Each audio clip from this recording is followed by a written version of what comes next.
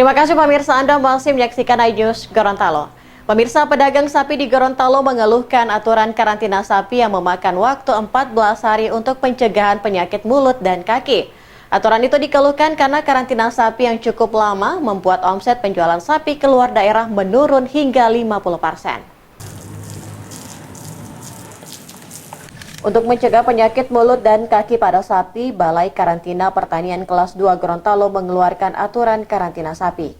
Saat ini sapi yang akan dikirim ke luar daerah Gorontalo harus dikarantina terlebih dahulu selama 14 hari. Namun aturan karantina yang dianggap cukup lama dikeluhkan oleh sejumlah pedagang sapi di Desa Bionga, Kabupaten Gorontalo. Aturan ini membuat omset penjualan sapi menurun hingga 50% karena harus mengurangi pasokan sapi yang akan dikirim ke luar daerah. Selain omset penjualan menurun, karantina sapi 14 hari ini juga membuat berat sapi menurun dan menambah biaya pembelian makanan sapi.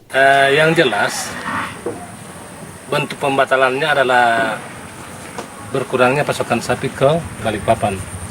Otomatis kami kan mengurangi pengambilan sapi sebab dengan kosnya paling semakin tinggi ini, ya mengendalikan pembelian. Otomatis kan ada pengaruh terhadap pasokan sapi ke Balikpapan. Biasanya pasokannya berapa banyak ke sana, Pak?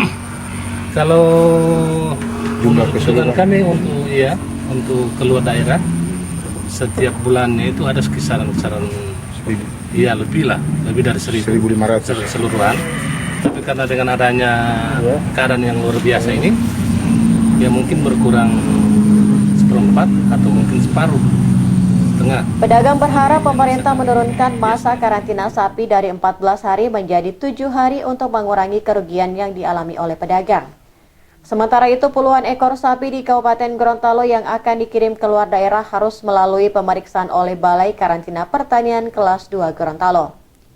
Pemeriksaan ini dilakukan untuk memastikan sapi aman dari penyakit mulut dan kuku yang saat ini mewabah di sejumlah daerah di Indonesia.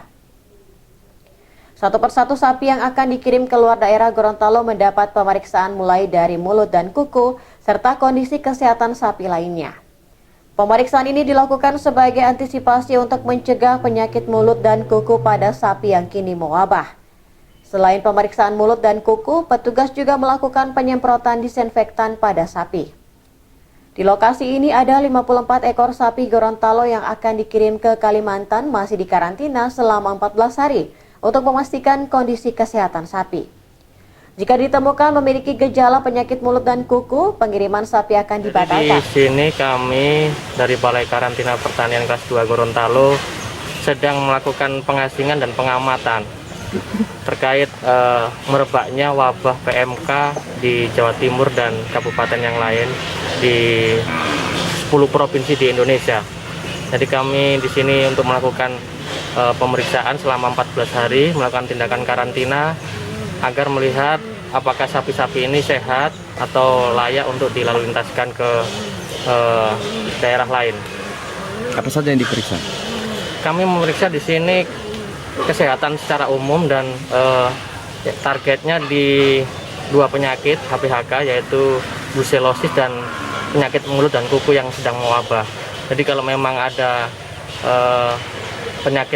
gejala klinis penyakit mulut dan kuku, maka kita akan stop untuk pengirimannya.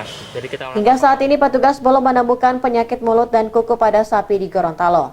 Meski demikian, petugas terus melakukan pencegahan dengan melakukan pemeriksaan kesehatan sapi di sejumlah kabupaten kota di Gorontalo. Buranunda, iNews Gorontalo memberitakan.